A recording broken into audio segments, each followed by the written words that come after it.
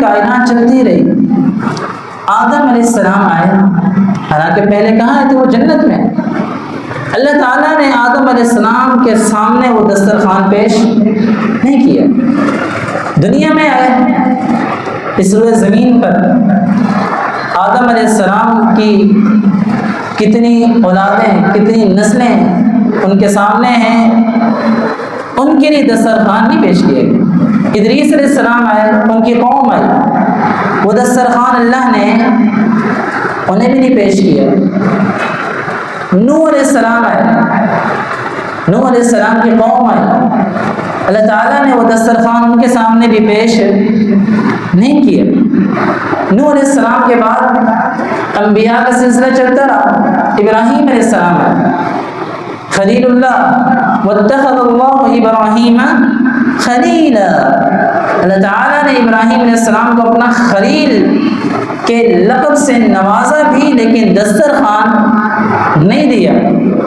اس کے بعد سلسلہ چلا، اسماعیل علیہ السلام، اسحاق علیہ السلام، یعقوب علیہ السلام، ہود علیہ السلام، صالح علیہ السلام، لوط علیہ السلام، کتنے کتنے انبیاء جلیل القدر آتے گئے، شعیب علیہ السلام، موسیٰ علیہ السلام، عیسیٰ علیہ السلام، ان کی اقوام اللہ نے انہیں کیا کچھ نہیں دیا، لیکن وہ دسترخوان جو ہزاروں سال پہلے اللہ نے سجا کے رکھا تھا، اسے اللہ نے لوح محفوظ میں رکھ دیا، لیکن وہ دسترخوان نہیں پیش کیا۔ وہ دسترخوان کب پیش کیا گیا؟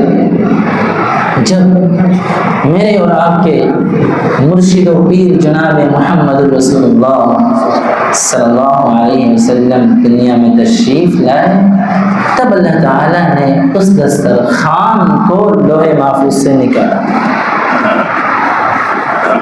ہم نے سوال کیا عبداللہ بن مسعود رضی اللہ عنہ سے، یا عبداللہ بن مسعود رضی اللہ عنہ ہمیں بتائیے آپ کہنا کیا چاہتے ہیں؟ وہ کہتے ہیں ان هذا القرآن مأدبۃ اللہ، لوگوں یہ جو قرآن ہے یہ اللہ کا دسترخوان ہے۔ قرآن کیا ہے؟ یہ اللہ کا دسترخوان ہے۔ ہزاروں سال پہلے سے یہ دسترخوان سجایا گیا تھا، لوح محفوظ میں رکھا۔ اللہ تو نے ہمارا اتنا اکرام کیا، ہمیں اتنی عزت دی کہ ہم آئے بھی نہیں، اور ہم سے پہلے کتنے نبی آئے، کتنے انبیاء اور رسل، ان کی اقوام آئی، تو وہ دسترخوان ان کے سامنے نہیں پیش کیا۔